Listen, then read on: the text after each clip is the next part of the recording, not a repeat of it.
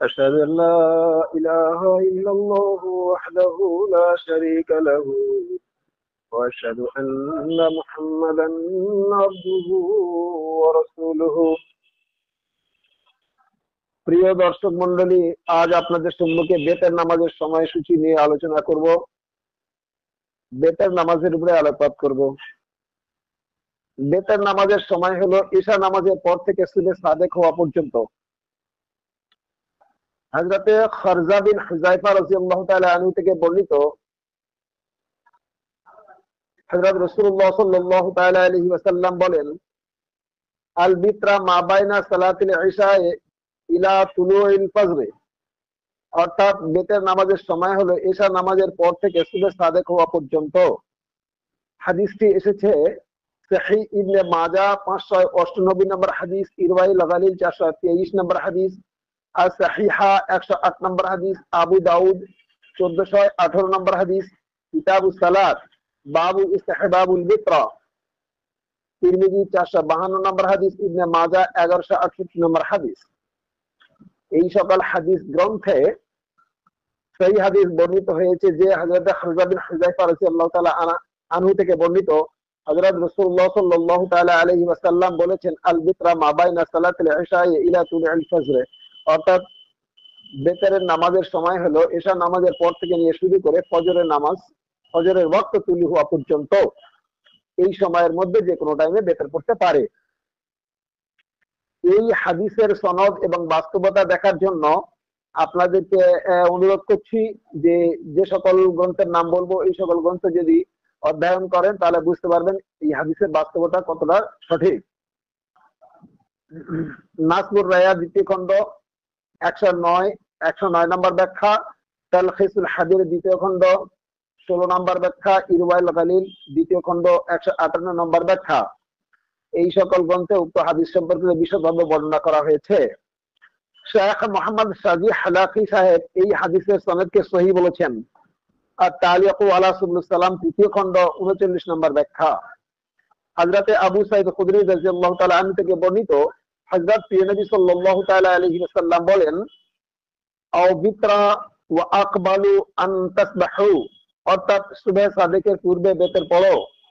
হাদিসটি এসেছে মুসলিম শরীফ 754 নম্বর হাদিস, কিতাবুস সালাতিল মুসাফিরিনা ওয়া কাসরুহা বাবু সালাতিল লাইলে মাসনা মাসনা, তিরমিজি 467 নম্বর হাদিস, নাসাই তৃতীয় খণ্ড 231 নম্বর হাদিস, ইবনে মাজাহ 1189 নম্বর হাদিস, আহমদ তৃতীয় খণ্ড 14 নম্বর হাদিস, হাকিম প্রথম খণ্ড 301 নম্বর হাদিস, আবু আওয়ানা দ্বিতীয় খণ্ড 309 নম্বর হাদিস, বাইহাকী দ্বিতীয় খণ্ড 478 নম্বর হাদিস।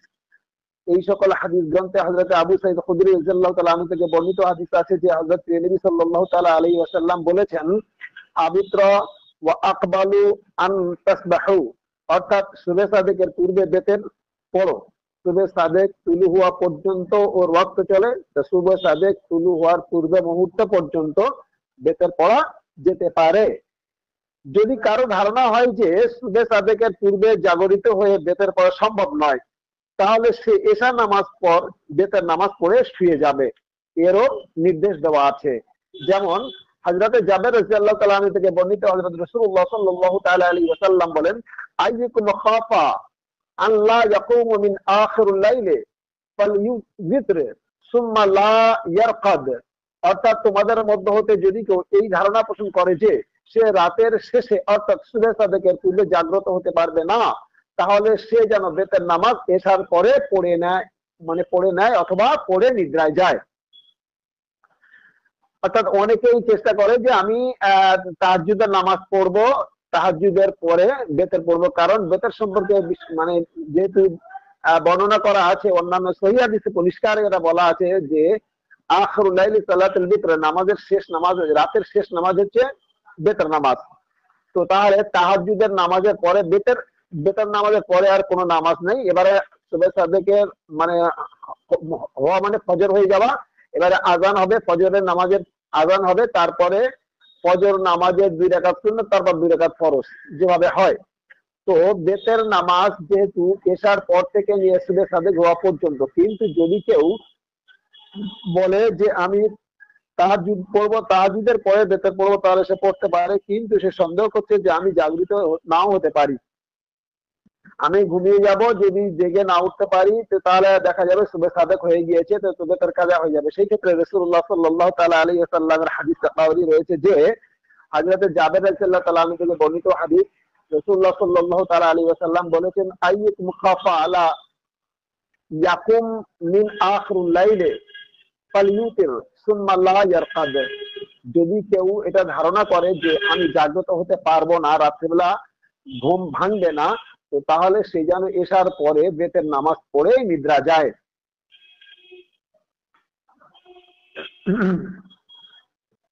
হাদিসটি আহমদ তৃতীয় খণ্ড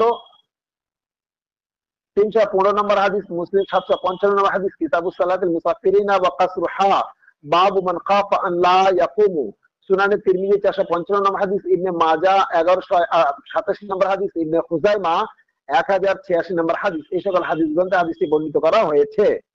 এবারে আপনাদের সম্মুখে বর্ণনা করব বেতের নামাজ ও কাজা পড়তে হবে যদি কোনো কারণবশত তার নামাজ পড়া হয়নি, অর্থাৎ দেখা গেল যে তার তাহাজ্জুদ পড়া অভ্যাস আছে এবং তাহাজ্জুদের পরে বেতের পড়াটাই উত্তম, যেহেতু বেতের নামাজ তাহাজ্জুদের নামাজের সঙ্গী। বেতের নামাজটা হলো তাহাজ্জুদের নামাজের সঙ্গী। কেউ যেন না ভাবে যে বেতের নামাজ এশার নামাজের সঙ্গী, কারণ আমাদের দেশে বা অন্যান্য জায়গায় দেখেছি প্রচলিত মুসলমানদের মধ্যে হতে এশার নামাজের পরে স্বাভাবিক অর্থে বেতের নামাজ পড়ে, কারণ তার কারো তো অভ্যাস নেই তাহাজ্জুদ পড়া, আর এরকম ভাবে পড়তে পড়তে মানুষের অভ্যাসে পরিণত হয়ে গিয়েছে এবং মানুষ এটাই জানে যে বেতের নামাজের মানে এশার নামাজের সঙ্গী হচ্ছে বেতের নামাজ। তো যখন এশার কয় রাকাত নামাজ জিজ্ঞাসা করা হয় তখন বেতের সহ বলে দেয়। হ্যাঁ, এটা সব থেকে বড় আফসোসের বিষয় যে বেতের নামাজটা এশার নামাজের নামাজ নয়, এশার নামাজ আলাদা আর বেতের নামাজ আলাদা। বেতের নামাজ হচ্ছে রাতের শেষ নামাজ, বেতের নামাজের ওয়াক্ত হচ্ছে রাতের শেষের দিকটায়। তো তাহাজ্জুদের নামাজের সঙ্গী হচ্ছে বেতের নামাজ, আর এশার নামাজের সঙ্গে যত সুন্নত নফল আছে ফরজের সঙ্গে সামনে আগে পিছু, কিন্তু স্বাভাবিক অধিকাংশ মুসলমানরা এটা জানে না যে বেতের নামাজটা কোন নামাজের অংশ এবং কোন সময়, এইটুকু জানে না। 2000 বছরের ইসলাম, এটাই সব থেকে বড় আফসোস এবং দুঃখ লাগে মুসলমানদের জন্য, কারণ যারাই শেখাবে তারা নিজেরা আমলও করে না আর সঠিকভাবে শেখাতে পারেনি, যার কারণ যাদেরকে শেখাতে পারেনি তারা আজও সঠিকভাবে শেখেনি। এবং সেই কারণে তাদের কাছে যখন প্রশ্ন করা হয় যে এশার নামাজ কয় রাকাত বলো, তো তখন এশার নামাজ আপনার সুন্নত ফরজ নফল সাথে আবার বেতেরটাও বলে দেয়, দিয়ে এশার নামাজ মিল করে। কিন্তু মানে শুনলে হাসি লাগে এবং দুঃখ লাগে, আবার রাগও লাগে যে যেহেতু বেতের নামাজ এশার নামাজের মানে অংশই নয়। হ্যাঁ, উম্মতে মুহাম্মাদীকে সহজ করে দেওয়ার জন্য যদি রাত্রে জাগ্রত না হতে পারে তাহলে বেতের নামাজ কাজা হয়ে যাবে, তো কাজা করার থেকে অ্যাডভান্স পড়ে নেওয়া ভালো, যেহেতু তার এশার নামাজ পড়া হয়ে গেছে।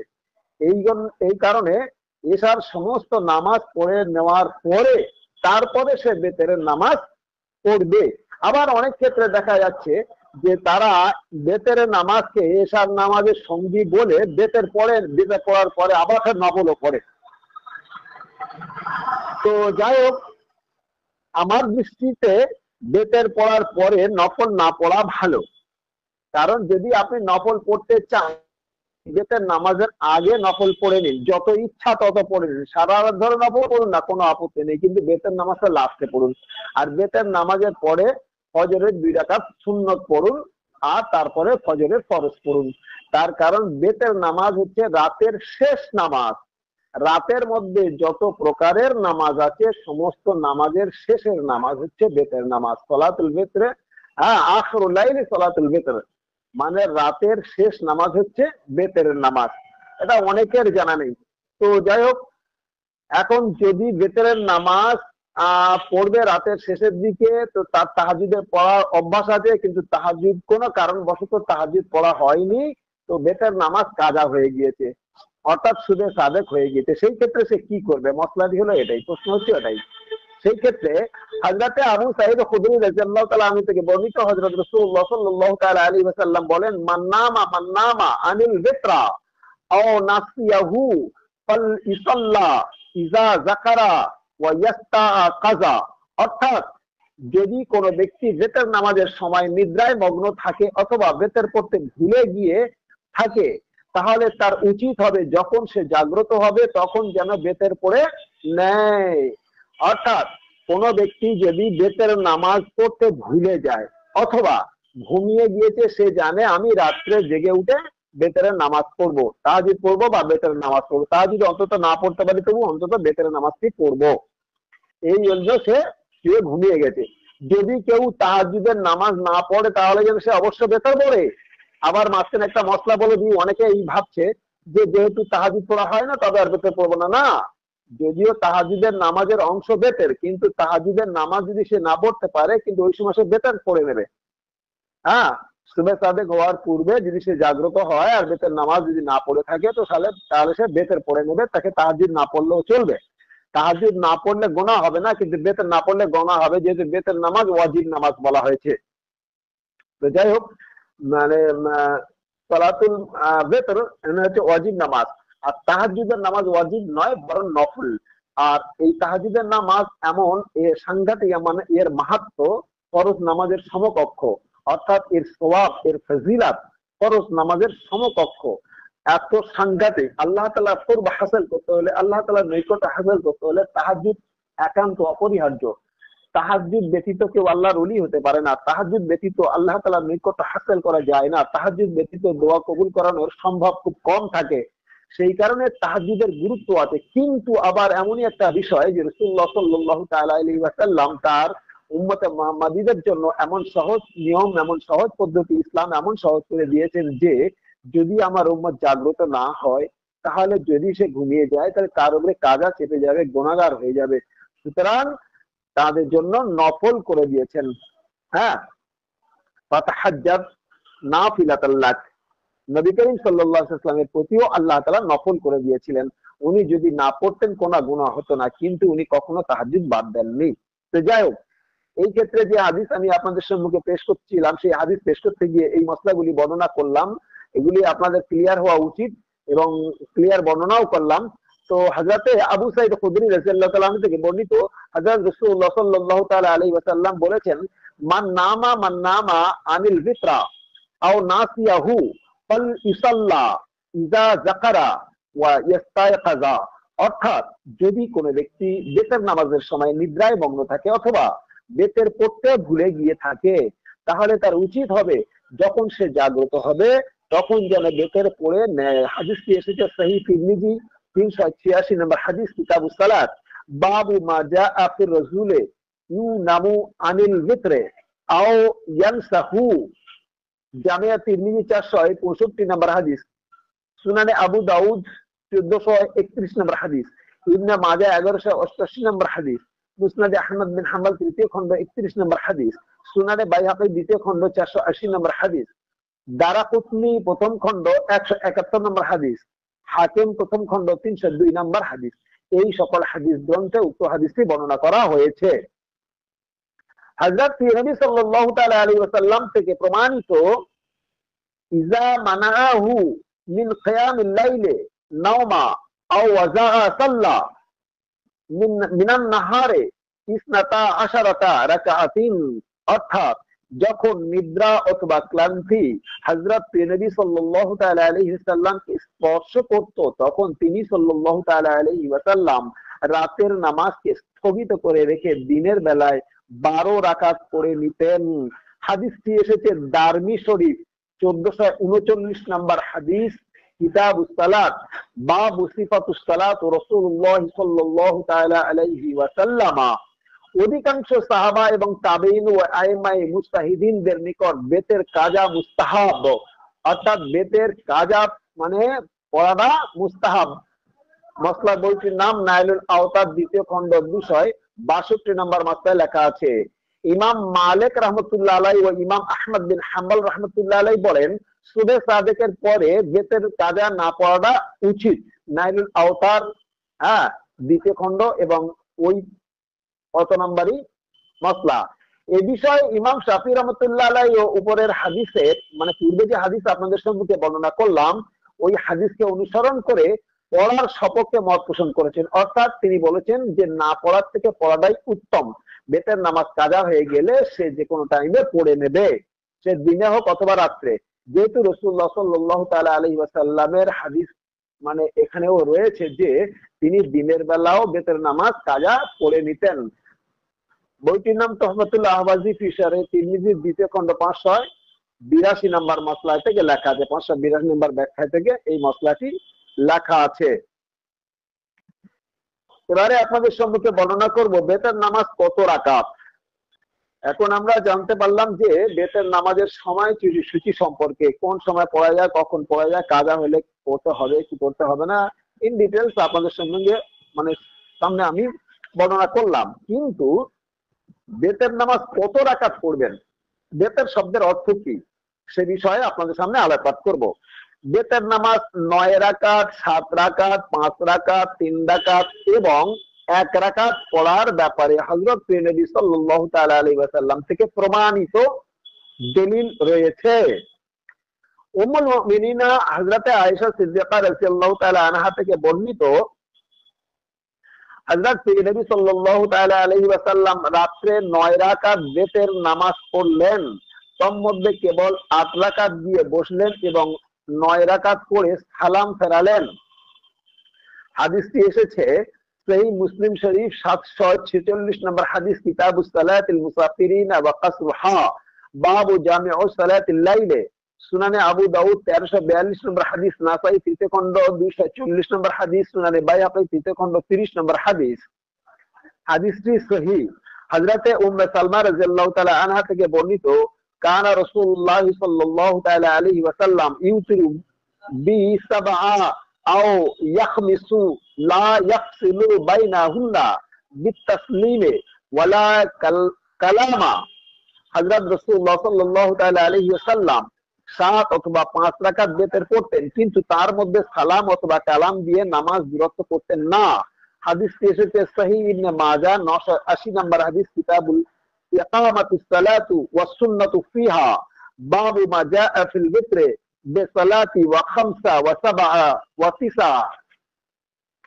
ইবনে মাজাহ 1192 নম্বর হাদিস, মুসনাদে আহমদ বিন হাম্বল তৃতীয় খণ্ড 239 নম্বর হাদিস, সুনানে নাসাই তৃতীয় খণ্ড 239 নম্বর হাদিস।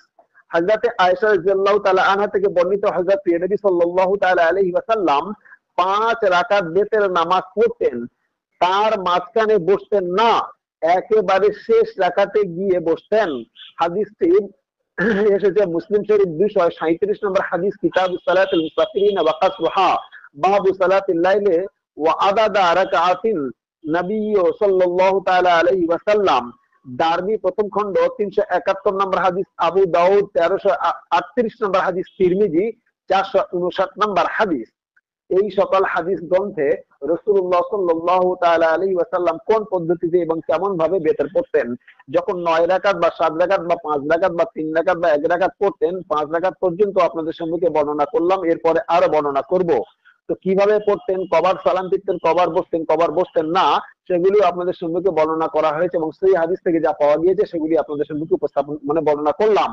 হযরত আবু আইয়ুব আনসারী রাদিয়াল্লাহু তাআলা আনহু থেকে বর্ণিত, হযরত রাসূলুল্লাহ সাল্লাল্লাহু তাআলা আলাইহি ওয়াসাল্লাম বলেন, আল বিত্রা হাক্কুন আল কুল্লি মুসলিমিন, ফামান আহাব্বা আন ইউবিত্রা বিখামসিন ফালইয়াফআল, ওয়ামান আহাব্বা আন ইউবিত্রা বিসালাসিল ফালইয়াফআল, ওয়ামান আহাব্বা আন ইউবিত্রা বিওয়াহিদাতিন ফালইয়াফআল। অর্থাৎ বেতের নামাজ প্রত্যেক মুসলমান নর নারীর প্রতি হক, অর্থাৎ কর্তব্য। হ্যাঁ, যাদের 5 রাকাত পড়ার ইচ্ছা হবে সে 5 রাকাত পড়বে, যাদের 3 রাকাত পড়ার ইচ্ছা হবে সে 3 রাকাত পড়বে, যাদের 1 রাকাত পড়ার ইচ্ছা হবে সে 1 রাকাত পড়বে। হাদিসটি এসেছে সহিহ আবু দাউদ 1207 নম্বর হাদিস, কিতাবুস সালাত, বাবু কামিল বিত্রা, সুনানে আবু দাউদ 1422 নম্বর হাদিস, ইবনে মাজাহ 1190 নম্বর হাদিস, নাসাই তৃতীয় খণ্ড 238 নম্বর হাদিস, আহমদ পঞ্চম খণ্ড 418 নম্বর হাদিস, দারমি প্রথম খণ্ড 371 নম্বর হাদিস। এতগুলি হাদিস গ্রন্থে রাসূলুল্লাহ সাল্লাল্লাহু তাআলা আলাইহি ওয়াসাল্লামের এই হাদিসটি বর্ণিত হয়েছে যে আল বিত্রা হাক্কুন, বেতের নামাজ মুসলমানদের প্রতি হক, কর্তব্য, পড়া উচিত, আবশ্যকীয়। আল কুল্লে মুসলিমিন, সমস্ত মুসলমানদের প্রতি, ফামান আহাব্বা আইয়ু বেতরা, যারা পছন্দ করবে ভালোবাসে তারা যেন অবশ্যই বেতের পড়ে, বেখামসিন, যদি সে 5 রাকাত পড়তে ভালোবাসে যেন 5 রাকাত পড়ে, ফালিয়া ফাল, সে যেন অবশ্যই 5 রাকাতই পড়ে। ওয়ামান আহাব্বা আইয়ু বেতরা বেসালাসিন ফালিয়াফআল, যদি কেউ পছন্দ করে যে আমি 3 রাকাত পড়বো, 3 রাকাত পড়তে সে যদি ভালোবাসে তাহলে সে যেন 3 রাকাতই পড়ে। ওয়ামান আহাব্বা আইয়ু বিতরা বিওয়াহিদাতিন, আর যদি কেউ মনে মনে পছন্দ করে এবং ভালোবাসে যে আমি 1 রাকাতই পড়বো, ফালিয়াফাল, সে যেন তাই করে। রাসূলুল্লাহ সাল্লাল্লাহু তাআলা আলাইহি ওয়াসাল্লাম কত সহজ করে দিয়েছেন। হ্যাঁ, কিন্তু আমাদের দেশে একটা প্রচলিত আছে, গোড়া মোল্লা মৌলবাদদের মধ্যে বেতের 3 রাকাতের বেশি নেই আর কমও নেই। কোথা থেকে এরা হাদিস এনেছেন আর কিভাবে ইসলাম শিখেছেন খোদা তাআলা ছাড়া আর কেউ জানে না। হ্যাঁ, তো যাই হোক, হাদিসটি সেই আবু দাউদ 1207 নম্বর হাদিস, কিতাবুস সালাত বাবুল কামিল বেতরা, আবু দাউদের মানে 1422 নম্বর হাদিস, ইবনে মাজাহ 1190 নম্বর হাদিস, নাসাই তৃতীয় খণ্ড 238 নম্বর হাদিস, মুসনাদ আহমদ বিন হাম্বল পঞ্চম খণ্ড 418 নম্বর হাদিস, দারমি প্রথম খণ্ড 371 নম্বর হাদিস। প্রত্যেকটা হাদিস গ্রন্থে যে হাদিস বর্ণিত হয়েছে প্রতিটি হাদিস সহিহ হাদিস, এর মধ্যে কোনো অসুবিধা নেই। হযরত আবু হুরায়রা রাদিয়াল্লাহু তাআলা আনহু থেকে বর্ণিত, হযরত নবী সাল্লাল্লাহু তাআলা আলাইহি ওয়াসাল্লাম বলেন, লা তুতিরু বিসালাসিন ওয়ালা তাসবিহু বিসালাতিল মাগরিব, অর্থাৎ 3 রাকাত বেতের পড়ো না, বিশেষত মাগরিবের মতো করে পড়ো না। অর্থাৎ 3 রাকাত বেতের যদি কেউ পড়ো সে যেন মাগরিব নামাজের মতো না পড়ে। অর্থাৎ মাগরিব নামাজের দ্বিতীয় রাকাতে বৈঠক হয়, আবার দ্বিতীয় রাকাতে বৈঠক করে তাশাহুদ পড়ে আবার উঠে দাঁড়িয়ে তৃতীয় রাকাত করে আবার বৈঠক হয়, তারপরে সালামের সাথে নামাজ শেষ করে। তো রাসূলুল্লাহ সাল্লাল্লাহু তাআলা আলাইহি ওয়াসাল্লাম বলছেন যে না, ওইরূপ যখন 3 রাকাত বেতের পড়বে ওইরূপ মাগরিবের মতো করে পড়ো না। 3 রাকাত একটানা পড়তে হবে। অর্থাৎ প্রথম রাকাত পড়ে যেমন সিজদা 2 সিজদার পরে উঠে দাঁড়ায়, ওই রকম দ্বিতীয় রাকাত মানে পড়ে 2 সিজদার পরে উঠে দাঁড়াতে হবে। তৃতীয় রাকাতে গিয়ে বসে সালাম ফিরতে হবে ডাইরেক্ট। এটাও হাদিসে এসেছে। হাদিসে এসেছে দারাকুতনি দ্বিতীয় খণ্ড 24 নম্বর হাদিস, সারে মানি আল আসার প্রথম খণ্ড 292 নম্বর হাদিস, বায়াকি তৃতীয় খণ্ড 31 নম্বর হাদিস, হাকিম প্রথম খণ্ড 304 নম্বর হাদিস। এই হাদিসে এরূপ বর্ণনা আছে। আরেকটা বিষয় আপনাদেরকে ভেঙে বলে বর্ণনা করে দিই যে যদি কেউ দ্বিতীয় রাকাতে বসে, যদি দ্বিতীয় রাকাতে বেতের নামাজে কেউ বসে, তো তাহলে কিন্তু সে বসলে একটানা সালাম ফিরে দেবে, তারপরে 1 রাকাত পড়ে সালাম ফিরবে। তার কারণ এই কারণে যে বেতের নামাজ যদি কেউ 3 রাকাত পড়ে মাঝখানে বসে আবার ফের উঠে দাঁড়াবে, আবার ফের মানে তৃতীয় রাকাতে মানে পড়ে বসে আবার ফের তাশাহুদ পড়ে এবং সালাম ফিরবে, এরূপ কিন্তু হাদিস থেকে পাওয়া যায়নি। প্রচলিত যে নিয়মগুলি আছে ওটা সহিহ হাদিসের নিয়ম নয়, মৌলবীদের তৈরি করা মত, এবং কোন মৌলবী বা কোন ইমাম সাহেব হবে এগুলো ওরা মসলা টসলা বলে দিয়েছে, সেগুলোর উপরে আমল করছে মানুষ। যাই হোক, ইমাম হাকিম রহমতুল্লাহ আলাইহি হাদিস থেকে ইমাম শায়খাইনের শর্ত অনুযায়ী সহিহ বলেছেন, এবং ইমাম দারাকুতনি এই হাদিসের সনদের রাবীদের সিকা বলেছেন। এই হাদিসের ব্যাখ্যায় দুনিয়ার হাফেজ ইবনে হাজার আসকালানী রাহমাতুল্লাহ আলাইহি বলেছেন 3 রাকাত না পড়ার অর্থ হলো 3 রাকাত ওয়ালি নামাজে 2 বার তাশাহুদ পড়া যাবে না, এবং নিঃসন্দেহে সালফ সালেহিনগণ এই রূপ পড়তেন, অর্থাৎ এক তাশাহুদে 3 রাকাত বেতের পড়তেন। হাদিসটি মানে ব্যাখ্যাটি এসেছে ফাতহুল বারি ফি সহিহ বুখারী দ্বিতীয় খণ্ড 558 এবং 559 নম্বর ব্যাখ্যায়। অর্থাৎ মানে বিশ্ব পৃথিবীর বিখ্যাত আসমা রোজাল শাস্ত্রের মনীষী দুনিয়ার হাফেজ ইবনে হাজার আসকালানী রাহমাতুল্লাহ আলাইহি বুখারী শরীফ বিখ্যাত সারা ফাতহুল বারি ফি সহিহ বুখারীতে তিনি লিখেছেন 558 নম্বর ব্যাখ্যা এবং 559 নম্বর ব্যাখ্যায় তিনি লিখেছেন যে বেতের নামাজের তাশাহুদ পড়া হয়, ওটা সালফে সালেহিনদের থেকে প্রমাণিত নেই এবং তারা এগুলো করতেন না, এবং সেই হাদিস থেকে প্রমাণ নেই, কেউ এরূপ পড়েননি, কোন সাহাবীরা পড়েননি, রাসূলুল্লাহ সাল্লাল্লাহু আলাইহি ওয়াসাল্লাম কখনো পড়েননি। তাই শেষ রাকাতে গিয়ে বৈঠক করে সালাম ফিরতে হবে। যেগুলো আমাদের মধ্যে হচ্ছে এগুলো সম্পূর্ণ ভুল বলে তিনি প্রমাণ দিয়েছেন। এ বিষয়ে শেখ আব্দুর রহমান মুবারকপুরী সাহেব এরও একই মত। বইটির নাম তোহফাতুল আহবাজি ফি শারে তিরমিজির দ্বিতীয় খণ্ড 567 নম্বর ব্যাখ্যায়। তিরমিজি শরীফের বিখ্যাত সারা মাওলানা আব্দুর রহমান মোবারকপুরি সাহেব, অর্থাৎ জামিয়া আজহার, সরি আপনার ওই বেনারস আল জামিয়াতুল মুহাম্মাদিয়াত সালফিয়া, ওখানকার তিনি শাকুল হাদিস ছিলেন। উনি মানে তোহফাতুল আহওয়াজি ফি শারহ তিরমিজির লেখক, তিনি নিজেই বলেছেন, আব্দুর রহমান মোবারকপুরি সাহেব বলেছেন যে বেতের নামাজ যেমন মানে ব্যাখ্যা দিয়েছেন, অর্থাৎ দুনিয়ার হাফেজ ইবনে হাজার আসকালানী রহমাতুল্লাহ আলাইহি, ওনার ব্যাখ্যা ওনার মত সঠিক।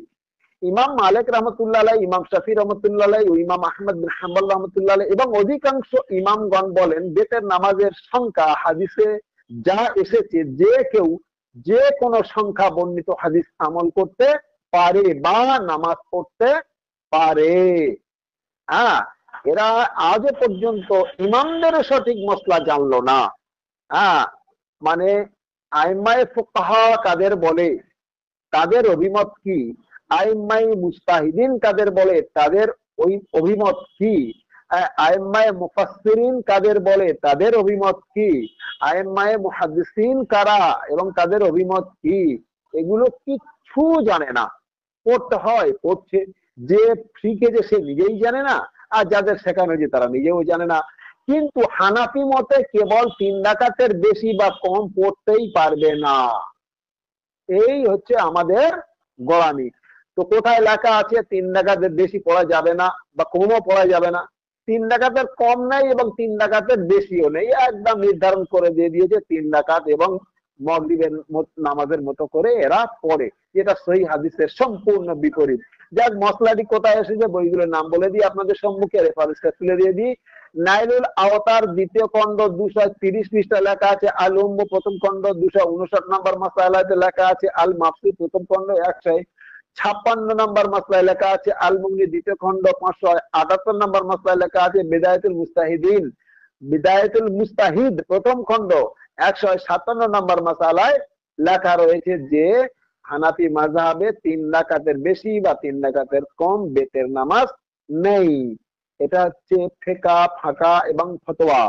অধিকাংশদের মতটাই সঠিক, কারণ তাদের সপক্ষে পূর্বের বর্ণিত সমস্ত হাদিসগুলি প্রমাণ করে যে যারা মানে 3 রাকাতের বেশি এবং 3 রাকাতের কম, এই কথাগুলি হাদিসগুলি সঠিক। হ্যাঁ, এবং এই বর্ণনাটা সঠিক। কোথায় লেখা আছে? বইটির নাম তোহফাতুল আহওয়াজি, দ্বিতীয় খণ্ড 565 নম্বর ব্যাখ্যা থেকে বিস্তারিত ভাবে লেখা আছে। যাই হোক, বেতের নামাজের সম্পর্কে সংক্ষিপ্ত ভাবে যতটুকু সাধ্যমতো চেষ্টা করেছি, কোরআন হাদিস এবং তাফসীর এবং ফিকহ এবং আইম্মায়ে ফুকাহাদের থেকে যতটুকু পেরেছি মন্থন করে আপনাদের সম্মুখে উপস্থাপন করলাম। আল্লাহ তাআলা আমাদের প্রত্যেকে তৌফিক দান করুক, আমরা যেন সঠিকটা মেনে তার উপরে আমল করতে পারি। আমিন। ওয়া আখিরু দাওয়ানা আলহামদুলিল্লাহি রাব্বিল আলামিন।